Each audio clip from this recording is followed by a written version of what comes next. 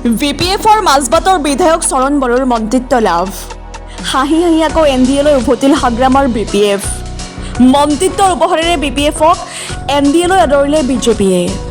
শনিবাৰে স্বতন্ত্ৰ ৰাজ্যিক মন্ত্ৰী হিচাপে শপত ল'লে BPFৰ মাজবাটৰ বিধায়ক চৰণ বড়োৱে।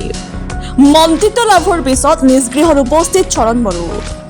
মন্ত্ৰীগৰাকীক উষ্ম আদৰণি জনালে দলীয় নেতা কৰ্মীয়ে। অসম চৰকাৰৰ পৰিবহণ আৰু বড়োলেণ্ড কল্যাণ বিভাগৰ দায়িত্ব লাভ মন্ত্ৰীগৰাকীৰ। পূৰ্বে বড়োলেণ্ড কল্যাণ বিভাগৰ দায়িত্বত আছিল UPPLৰ UG ব্ৰহ্মৰ হাতত। ওদালগুৰি টংলাৰ পৰা ভাস্কৰ জ্যোতি শইকীয়াৰ ৰিপৰ্ট। মাজবাট সমষ্টিৰ লগতে সমগ্ৰ ওদালগুৰিবাসীৰ এটা কেন্দ্ৰীয় মন্ত্ৰীৰ মৰ্যাদা লাভ কৰিছে। কি অনুভৱ? বহুত ভাল অনুভৱ কৰিছোঁ মই, যিহেতু মই 2016 পৰাই বিধায়ক হৈ আছিলোঁ। এতিয়ালৈকে মই 9.5 বছৰ অতিক্ৰম কৰিলোঁ, কিন্তু মনত এটা ইচ্ছা আছিল এবাৰ কেবিনেট মন্ত্ৰী হ'ব পাৰিম নেকি। কিন্তু এইবাৰ BTC নিৰ্বাচনৰ পিছত আমাৰ যি ৰিজাল্ট হ'ল, লগে লগে আমাৰ ৰাস্তা খুলি গ'ল আৰু আমি মানে অসম্ভৱ বুলি ভাবা এইটো সম্ভৱ হৈ গ'ল। মই 5 মাহৰ কাৰণে হ'লেও যিহেতু মন্ত্ৰী হ'বৰ কাৰণে সুযোগ পালোঁ, মই খুবেই সুখী অনুভৱ কৰিছোঁ। সপোন মানে দিঠকত পৰিণত হৈছে। হয়। প্ৰথম কথা যদি আপুনি মাজবাট সমষ্টি প্ৰতিনিধিত্ব কৰে, পিছপৰা মাজবাট সমষ্টি, হয়, কি ক'ব? মাজবাট সমষ্টিৰ কাৰণে প্ৰথম কৰ্তব্য পালন কৰিব। মাজবাটটো এতিয়াও যথেষ্ট কৰিব লগা আছে। তো যিহেতু এতিয়া মন্ত্ৰিত্বৰ দায়িত্ব পাইছোঁ, এতিয়া মই বিভাগ চলাবৰ কাৰণে দায়িত্ব পাম। বিভাগটো চলাবই লাগিব, তাৰ লগে লগে নিজৰ সমষ্টিটো উন্নয়ন কৰিবই লাগিব। এতিয়াও বহুতো সমস্যা আছে। এইবাৰ যিহেতু মই সন্মানীয় মুখ্যমন্ত্ৰী ডক্টৰ হিমন্ত বিশ্ব শৰ্মা ডাঙৰীয়াৰ অতি ওচৰত থাকি পেলাই কাম কৰিব যিহেতু সুযোগ পাম, তাৰ কাৰণে সমষ্টিৰ কিছু সমস্যা সম্পৰ্কে মই তেখেতক ওচৰত থাকি পেলাই অৱগত কৰি থাকি পেলাই মই সুযোগ পাম। সেই হিচাপে মই এইবাৰ সমষ্টিকো ভালকৈ চাবৰ কাৰণে যথেষ্ট মই সুবিধা পাম বুলি মই আশা ৰাখিছোঁ। যিহেতু 5 মাহ সময় পাইছে আপুনি, 5 মাহ আপুনি এটা বৃহৎ অসমৰ এটা বিভাগ পাইছে, পৰিবহণ বিভাগ। এই পৰিবহণ বিভাগত আপুনি 5 মাহত কি কাম কৰিব বিশেষকৈ? এইটো একেবাৰে ডাইৰেক্টলি কোৱাটো দিগদাৰ, মোৰ কাৰণেও বহুত নতুন। হয়, আজি মই শপত লৈছোঁ।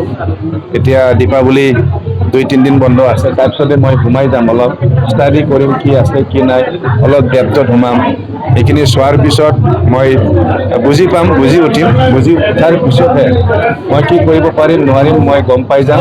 আৰু বাকী এটা কথাত মই ভয় লগা নাই, যিহেতু বৰ্তমান আমাৰ সন্মানীয় মুখ্যমন্ত্ৰী ডাঙৰীয়া তেখেতে খুব সুন্দৰকৈ মানে অসমখন চলাই আছে।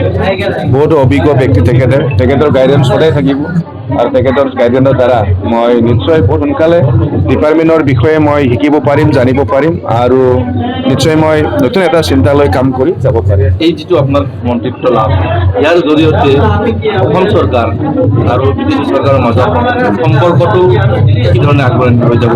পজিটিভ লাইন আছে নেকি? নহয়, এতিয়াতো আপোনালোকে দেখা পাইছে আমাৰ দলৰ সভাপতি ডাঙৰীয়া ইতিমধ্যে কৈছে যে এইবাৰ BPF দলে অকলে চৰকাৰ কৰিব পৰা এটা কণ্ডিশ্যন আমাৰ আছিল। তথাপিও কথা হ'ল BTCৰ উন্নয়ন কৰিব লাগিব। এটা পৰিষদ মানে আমাৰ ফাইনেন্সিয়েল যি পাৱাৰ, এইটো ৰাজ্য চৰকাৰৰ ওপৰত মানে আমি নিৰ্ভৰ কৰি থাকিবলগীয়া হয়। তাৰ কাৰণে এই সময়ত ৰাজ্য চৰকাৰে হওক, কেন্দ্ৰীয় চৰকাৰে হওক, যিহেতু NDA চৰকাৰ চলাই আছে, এই সময়ত আমি NDAৰ লগত মিলিতো কাম কৰিবই লাগিব। তাৰ কাৰণে আজি আমাৰ আগ্ৰামণি ডাঙৰীয়া অপেনলি কৈছে আমি সুবিধাবাদী দল। আমাৰ কথা হ'ল BTC উন্নয়ন হ'ব লাগে, আমিও দিম আৰু ল'ম। লাগে আমি 1 টকা দিম, 2 টকা ল'ম, মানে সাধাৰণে কথা কৈছে। পৰিবহণ মন্ত্ৰী ৰাজ্যবাসীলৈ আপুনি কি মেছেজ দিব আজি প্ৰথম দিনটো? তেনেকুৱা মেছেজ মানে যিহেতু মই দায়িত্ব পাইছোঁ, মই সোমাই যোৱাৰ পিছত যিখিনি মানে সমস্যাবিলাক আছে এইখিনি মই মানে কম সময়ৰ ভিতৰত মই চেষ্টা চলাম যাতে সমাধান কৰিব পাৰোঁ। এই ডিপাৰ্টমেণ্টটোত, পৰিবহণ ডিপাৰ্টমেণ্টটোত অঞ্জন দত্তই যোগান দৰকাৰী সিদ্ধান্ত গ্ৰহণ কৰিছিল BTCক পুনৰুজ্জীৱিত কৰাৰ কাৰণে।